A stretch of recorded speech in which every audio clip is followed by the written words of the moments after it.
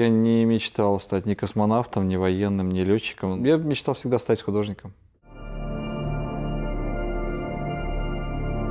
В данный момент работаю над метро, и я вижу по проектам, что это будет уже 21 век. Бронза – тот пластический материал, которым я живу, который мне позволяет воплощаться в творческих работах своих. Если ко мне приходит человек на выставку и хочет пообщаться со мной лично, ну, значит, это мой человек.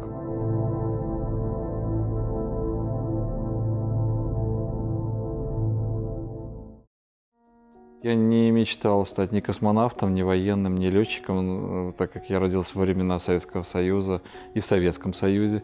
Это были популярные профессии, и ребята мечтали об этом. Ну, я мечтал всегда стать художником. Ну, так, не знаю, предопределение – это родители, отец, мать. Первый его учитель в скульптуре была мама. И Саше было 3 года. Он был маленький, пока один еще у нас дома, и не знал, чем ему заниматься. И я думала все время, ну что же ему такое придумать, какую игру? И я купила ему пачку пластилина. Он, значит, посмотрел ее, ну и мама, покажи там что. Ну и я ему показала, что вот как в саду будем делать колбаски и вот так вот сгибать бараночки. Ну, он взял с радостью как бы это все делать. Я пошла на кухню что-то делать. Он приходит и говорит, а дальше что делать? Я говорю, ну как, лепи. Так я слепил. Я прихожу, вся пачка закатана и бараночки сделаны.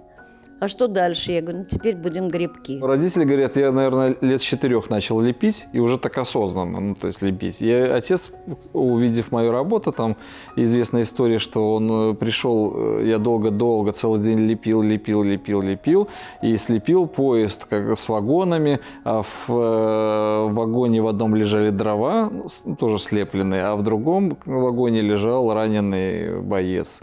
И это отца так впечатлило, что он, ну, как говорит, мол, маме, Света, смотри, ну, то есть это же, ну, скульптор, ну, растет. Это было так слеплено. Мы такие дураки, молодые родители, что не сфотографировали. Мы остановились, чуть не прослезились вдвоем. Вот оно, гений, ну надо же. И как пошло, ему больше ничего не надо было, только пластилин. Он лепил его день и ночь, родились братья, он учил их лепить, и он лепил. Он это очень любил, он и сейчас любит. Вот даже когда мы отдыхаем на даче, и малые там племянники его, там и сын младший, говорят там, ну, полепи с нами. Они уже им надоест, потому что они не скульпторы. И они уже побежали, а он еще сидит и играется. Он еще долепливает там каких-то солдатиков, и ружье, и вот пулька, и вот эту мелочевочку. Мы играли в войну, да, у нас был огромный стол, заваленный пластилином. Это благодаря старшему брату, потому что он был этим увлечен, а мы были уже подвержены его увлечениям, потому что он был нашим кумиром старшим. Вот, и разворачивались большие баталии, больше участвовали старшие, а я собирал инвалидов после поля боя, и из них собирал свою армию, своих франкенштейнов. Вот они были собраны с разных кусков. Я очень радовался, если мне перепадал хоть один целенький солдатик, они иногда мне давали. Я любил всегда лес и войну в лесу. Война в индейцев, война Вторую мировую, понятно. Вот, я был сын генерала, то есть я всегда был старшим братом, я висел на его плечах и бегал с ним по лесу. Средний брат у нас всегда выделялся, и до сих пор такой. Он нас основывал всегда свою демократическую республику, вот, и он воевал против нас. Вообще насилия со стороны отца в сторону творчества или искусства его просто не было. Но по той простой причине, что это он сам, как человек творческий, понимал, что это так насильно невозможно подобную профессию привить человеку. Ну, я сказал, хватит нам одного художника. Дети, не идите в художники, я им сказал. Не идите. Выбирайте приличную профессию. Вот. Нет, они же видели только внешнюю часть. Ой, девушки, шампанское, выставки. Вот. И поэтому, естественно, рвались. Хорошо, я сказал. Идите в детскую художественную школу, в которой я преподаю. Но с одним условием. Как только вы получаете 4 и, не дай бог, 3, вы уходите сами. Учеба в художественной школе – это большой труд. Школу прошла, и дети пошли, что называется, в футбол погонять, там куда-то, может быть, для души попрыгать, спортом позаниматься. А это надо пойти в еще одну школу, сидеть на уроках, рисовать долго. Это как в спорте, как в жизни. Художник должен побеждать нокаутом. Или нечего туда соваться. Потому что алкашей и коллег художников, их значительно больше, чем хороших художников. То есть с этого поезда спрыгивают только калеками. Или едут до конца. Поэтому они сразу стали звездами. Отец у меня друг, понимаете? Он не прапорщик, он мой друг. То есть, и это значит, что я могу... Когда я был более юным, я вступал с ним в агрессивные какие-то беседы максималистические и вел себя, может быть, даже как-то как юноша и должен вести, черное и белое видел в наших беседах. Со временем все выровнялось, и с момента моего рождения до сего момента отец мой друг. То есть мой друг, коллега старший, учитель, человек, с которым я могу поговорить всегда. Благо дело, у него это кладезь знаний, и он может говорить обо всем. Ну, Саша вступил, допустим, в Союз художников прямо за свой диплом. То есть, оканчивая институт, он сделал выставку в музее Бембеля, такой, как не делали его профессора. Вот одна из тех работ, которые закупил музей, посвящение отцу. Да, там так и написано. Естественно, я горд, отчаянно. У меня установлены работы и в Новополоцке, и в Полоцке. Вот одна из таких моих любимых работ – Зодчий Иоанн. Это первый, так сказать, архитектор, заявленный в летописи в житии Ефросиньи. Это архитектор, строитель храма Ефросиньи Полоцкой, нашей, так сказать, сокровищницы, нашего бриллианта, 12 век. Я занимаюсь темой войны в Минске и в Бобруйске, в том числе. В Минске, допустим, установлена работа «Скорбящая мать».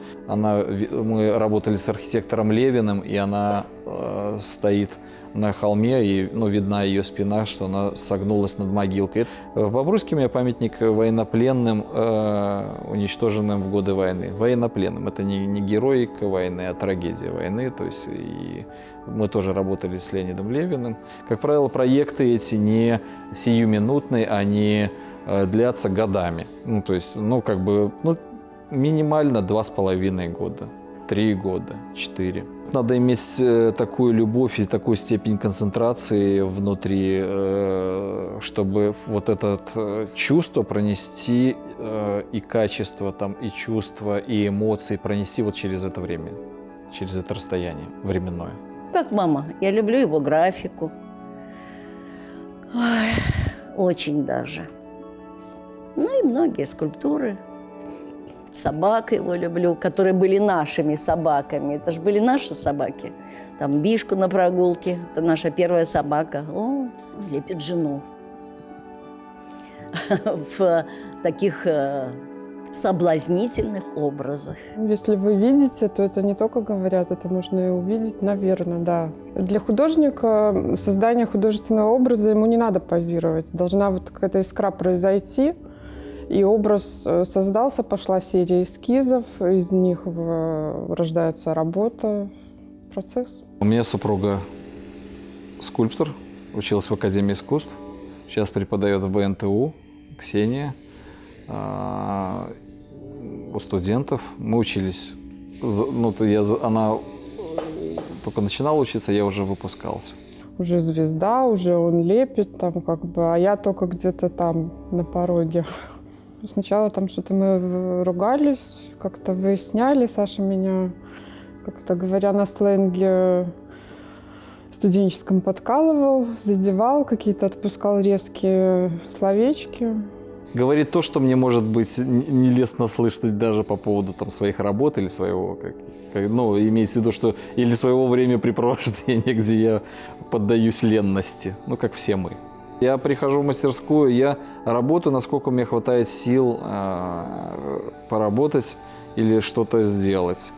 Конечно, это не всегда, так сказать, загрузка, там, не всегда я нагружаю себя всецело.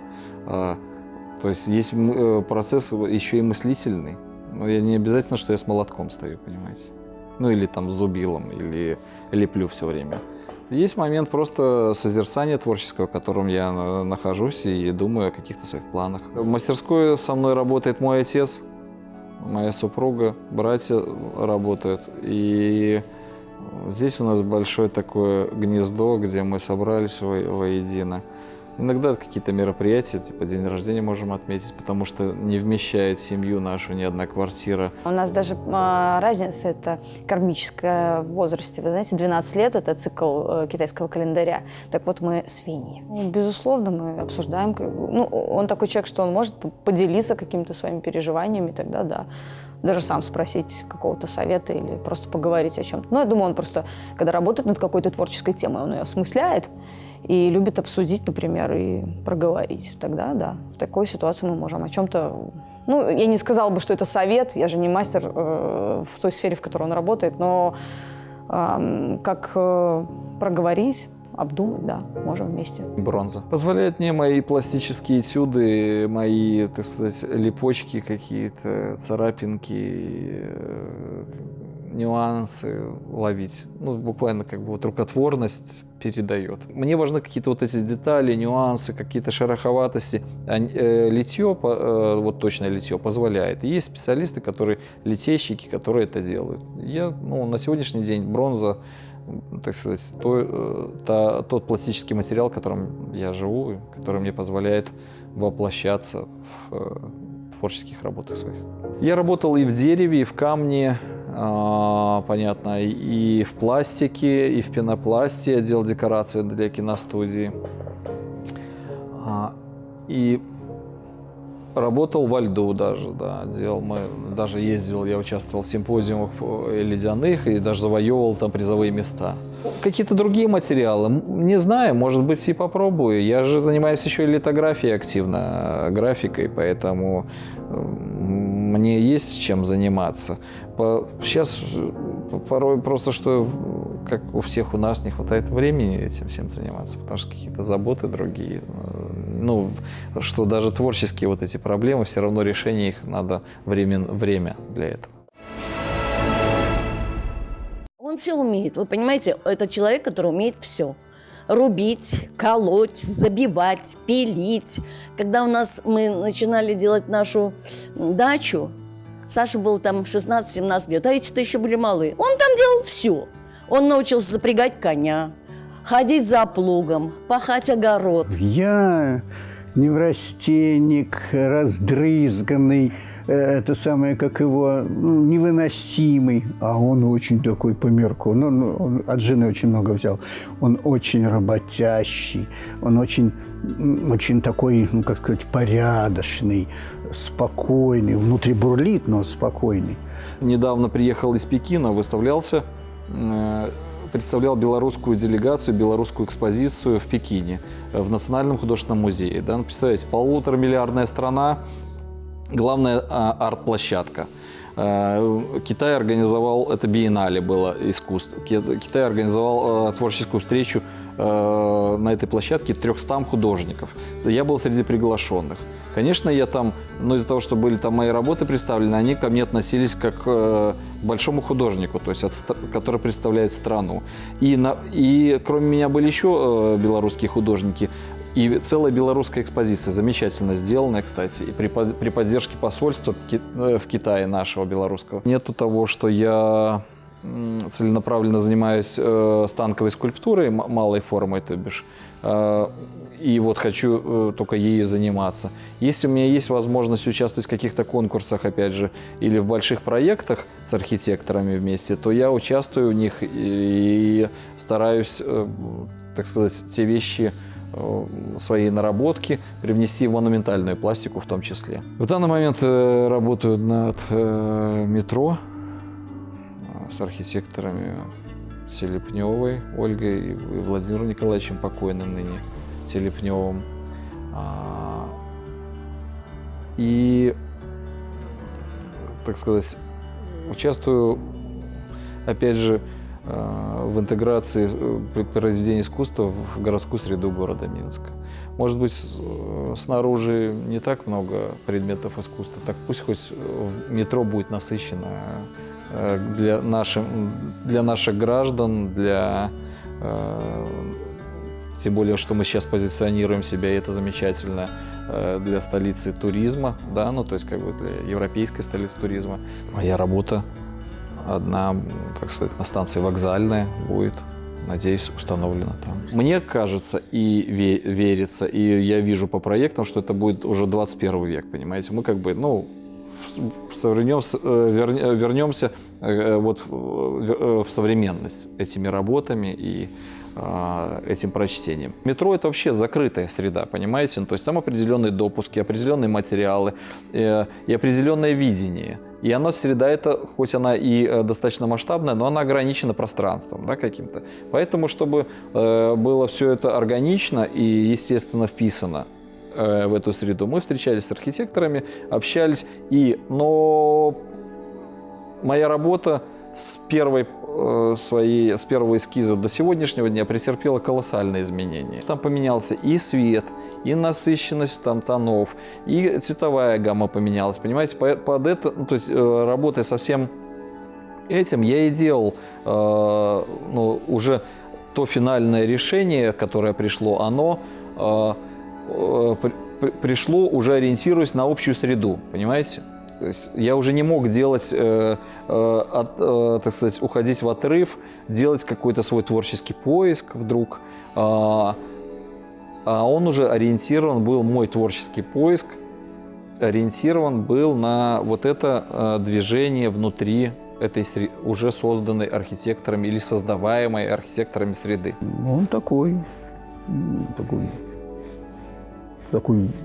упартый вол, такой тянущий свою эту самую, как его, свою арбу, тянет, и так серьезно тянет. Вот.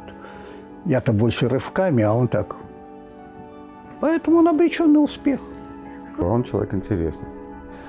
Вот, и комфортный. Он на самом деле не сильно богат на увлечения. Вот. Он увлекается своей профессией, это, наверное, самое большое. В отличие от всех нас, у него это занимает всю его жизнь. Ну и, конечно, дети. Он еврейский отец. Ну, это значит, что он очень заботливо пестит своих птенчиков. Ну, не прям сю-сю-сю-сю, но сю-сю. Я учился в Минске в школе Охремчика, так называемом Парнате. И учась в этой школе, конечно, я обрел много друзей. И один из моих друзей, Денис Скворцов, режиссер, который меня пригласил работать. Я делал с ним его дипломную работу в Академии искусств. Он меня пригласил уже художником-постановщиком. Плюс мы участвовали в курсовых каких-то работах его. Потом мы много делали каких-то видеоклипов с разными компаниями, документально-постановочного кино тоже с разными компаниями. И после так получилось, что его пригласили на киностудию снимать фильм «Щит Отечества», и я был там художником уже. Так сказать, а после мы плавно перешли к фильму «Днепровский рубеж», который злопыхатели долго обзывали, а каждый год его крутят по несколько раз в год на День независимости и так далее, то есть и на День Победы. Это про оборону Могилева, большой масштабный фильм, порядка 250 тысяч долларов было только на декорации, у нас огромное количество площадок. Впервые за, так сказать, за долгий период времени с советского периода восстановили и сделали декорации с режиссером, которые двигались, имеется в виду танк, который сейчас активно используют, и бронетранспортер мы сделали. Заказывали людей, специалистов, которые приехали с Кубинки, с музея танков, с Подмосковья, и сделали нам танк немецкий, который должен был в кадре двигаться, ну, стрелять и так далее. То есть, как бы, ну и так же, как и броневик, в котором должен был... Там не один мы броневик сделали, мы сделали 2 броневика. Большой труд. Не видимый, может быть, но видимый в самой картинке. То есть порядка нескольких километров прорыли мы окопов, блиндажей там, в общем, это все в кино видно. Картинку всю, имеется в виду, в кадре выстраивает художник. И даже как лежит на окопе там трава или там ящик какой-то, это все художник делает. Вот у нас в семье бытует шутка, что он человек Возрождения. То бишь, как люди Возрождения, вот великие, успевают все. 1000 дел, о которых вряд ли догадываются люди, которые рядом с ним находятся, что он и нежный внучек, который успеет к бабушке съездить в Бобруйск. Ну, согласитесь, это редкость для зрелого мужчины, который уже давно заботится о большой семье своей там, и так далее. Тем не менее, он находит на это время, и у него есть такой дружочек 87 лет. Вот. И в то же время он может съездить в деревню Крупейно, погонять на великах с детьми. Ну, вот этого, я думаю, мало кто знает, что за этим брутальным, уверенным в себе мужчиной есть еще и такая сторона. Если ко мне приходит человек на выставку и хочет пообщаться со мной лично, ну, значит, это мой человек. Ну, имеется в виду, что я с ним могу беседовать. Он мне будет задавать какие-то вопросы, пусть даже каверзные, но мне будет интересно услышать его. То есть он пришел ко мне. Ну, то есть я не художник, который стою и не веду разговора об искусстве или то, чем я делаю. Ну, типа я такой, знаете, сам в себе, ни с кем не говорю, тихо сижу в стороночке и не подходите ко мне с лишними вопросами. Нет, я из тех, кто общается с обществом разным. У меня в мастерской в рамках даже музея национального художественного были экскурсии, дети приходили, ну, с разных мест достаточно, школьники. И на выставку ко мне, когда приходили люди, я точно так же с ними общался, даже в рамках Ночи музеев. Ну, я общался в своей экспозиции с людьми, потому что, ну, мне просто, во-первых, интересно, во-вторых, если людям интересно мое творчество, ну, значит, они хотят какие-то вопросы задать, может, ну, то есть по поводу картин там или по поводу скульптуры. Я на все это с удовольствием отвечаю. Порой эти экскурсии ставят меня и в неловкое положение. Вопрос такой со стороны школьников. Ну, так зашли, они так стоят в мастерской, смотрели, я рассказывал, показывал скульптуры, там лепил, там каркасы, там все это вот, что это творчество, что это... И девочка такая говорит, можно вопрос? Да, можно. А где находите мотивацию, чтобы приходить в мастерскую? Вот, понимаете? И как бы я так... Понимаете, мотивация, будь успешен. Вот это в поколении все в новой формации отражается. И вот они, ну, то есть спрашивают, понимаете, в чем вы находите мотивацию там. И, ну, чем они меня, как бы, я говорю, я не знаю, я как это, Портос, я дерусь, потому что я дерусь. Знаете, он такой настоящий старший сын. Вот маме хочется сразу заплакать. Он такая опора, настоящая опора наша. И с отцом, и братьям, и сестре. Вот что такое настоящий старший брат. К нему всегда за помощью. Он поможет всегда. Он и нам помогает, он всей семье помогает, понимаете? Во всех моих творческих телодвижениях и во всей моей жизни меня в первую очередь поддерживает моя семья. Ну, имеется в виду в большом моем понимании. Это и моя супруга, это и моя мать, и мой отец, и мои братья, моя сестра. То есть это те люди, которые дают возможность мне, так сказать, воздуха, поддержки, любви в большом понимании любви. Любви к миру, к искусству, к друг другу. И это, ну, так сказать, меня держит и страхует.